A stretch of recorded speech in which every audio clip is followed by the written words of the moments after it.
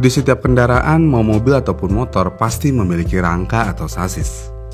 Fungsi sasis pada motor seperti sebuah pondasi pada rumah, yang mana memiliki tugas yang cukup berat karena harus bisa menopang semua beban. Dan pada sepeda motor, rangka berfungsi sebagai pendukung mesin, transmisi, suspensi, dan lain-lain. Oleh sebab itu, sebuah rangka motor harus mampu menjaga stabilitas berkendara.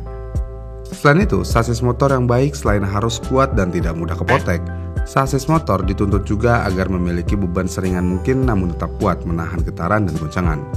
Dan dalam dunia otomotif, ada beberapa sasis yang mungkin kalian sudah pernah dengar, seperti rangka baja tekan atau press steel. Dan rangka jenis ini terbentuk dari plat baja yang secara keseluruhan dipres, dan kebanyakan rangka jenis ini membentuk pola tulang punggung. Lalu ada rangka bak atau cradle. Desain rangka jenis ini terdapat ruang kosong seperti bak, dan ruang kosong ini digunakan sebagai penyangga mesin motor. Kemudian rangka jenis ini pun terbagi menjadi dua, yaitu rangka bak tunggal dan ganda. Rangka bak tunggal bisa dibilang paling sederhana karena hanya ada dua pipa yang menopang mesin. Satu di bagian atas dan satu di bagian bawah, dan umumnya diameter pipa bagian bawah lebih kecil. Rangka jenis ini sering ditemukan pada motor bebek dan motor off-road. Kemudian satu lagi disebut rangka bak ganda karena terbentuk dari dua buah bak yang menopang mesin dari kedua sisi, dipadu dengan tulang belakang serta daun tub tunggal. Dan rangka ini dirasa lebih kaku dan solid namun tetap ringan. Dan rangka jenis ini biasa dipakai motor-motor dengan kapasitas mesin menengah seperti mesin 150cc sampai 250cc. Kemudian ada rangka tulang belakang. Jenis ini bisa dibilang agak unik karena terdiri dari pipa utama tunggal yang menjadi tempat mesin bergantung. Dengan rangka jenis ini, mesin akan tampak menggantung karena rangka bersembunyi di dalam bodi motor. Kemudian selanjutnya ada rangka parimeter. Karena banyak motor bergenre sport kekinian memakai jenis rangka ini, banyak yang menyebut juga rangka ini dengan twin spar frame atau twin tube.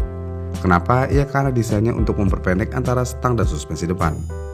Selain itu juga ada rangka tralis atau trails. Dari segi konsep, rangka ini tidak jauh berbeda dengan rangka parimeter. Jika kalian melihat dari bentuknya, sekilas memang mirip. Namun rangka tralis memiliki ciri khas terbentuk dari rangkaian pipa-pipa tubular yang dilas satu persatu. Jadi, semakin banyak pipa menyilang, diyakini rangka juga akan semakin kokoh dan kaku.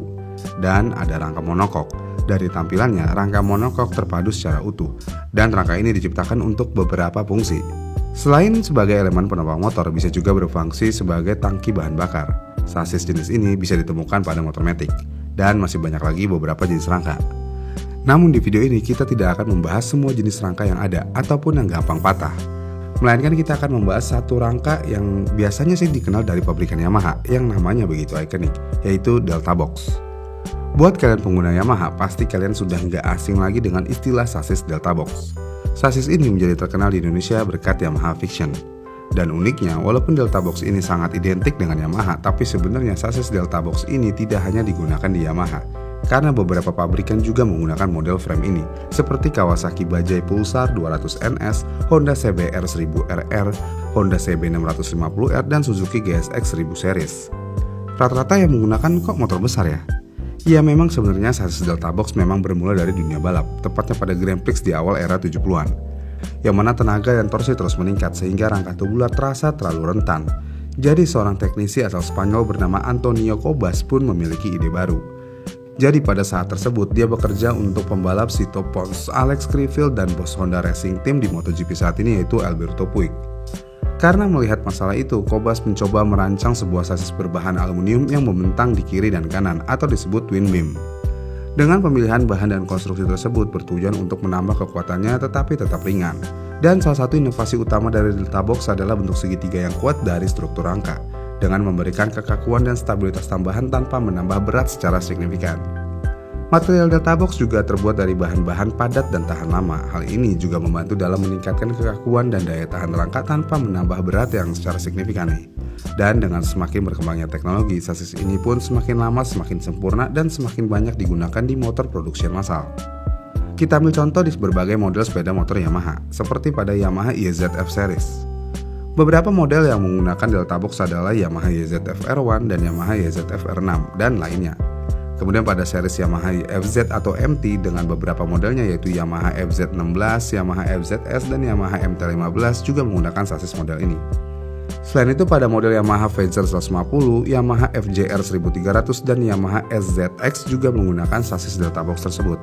Dengan demikian motor-motor YZF series terkenal dengan rangkanya yang sangat kokoh tapi tetap ringan, dan bentuknya yang sangat ikonik, mengotak namun tetap modern. Lalu pengenalan Delta Box oleh Yamaha juga dianggap sebagai suatu tonggak penting dalam perkembangan teknologi rangka sepeda motor. Dan desain ini juga mempengaruhi industri sepeda motor secara luas dan mendorong persaingan untuk terus mengembangkan teknologi kerangka yang lebih baik. Salah satu kelebihan yang paling terlihat dari Delta Box ini adalah desainnya yang berbentuk segitiga, dan dengan desain ini tentu saja dapat memberikan kekakuan tambahan pada struktur rangka, meningkatkan stabilitas dan penanganan motor.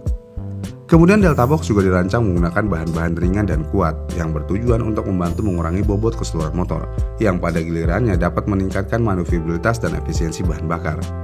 Lalu desain Delta Box juga membantu dalam mempertahankan stabilitas motor pada kecepatan tinggi dan meningkatkan penanganan ketika bermanuver. Selain itu juga rangka Delta Box ini juga dapat memberikan lebih banyak ruang dan penyimpanan, terutama jika dibandingkan dengan desain rangka konvensional.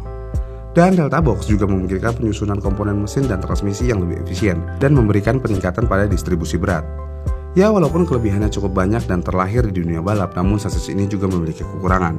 Yang mana kekurangan sasis ini adalah pembuatan dan produksi rangka Delta Box ini mungkin memerlukan teknologi dan bahan yang lebih canggih, yang bisa meningkatkan biaya produksi dan potensial mengurangi daya jual motor.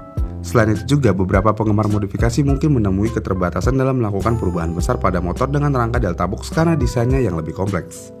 Kemudian desain Delta Box mungkin membatasi jenis-jenis jok yang dapat digunakan atau memerlukan penyesuaian khusus untuk kenyamanan pengendara.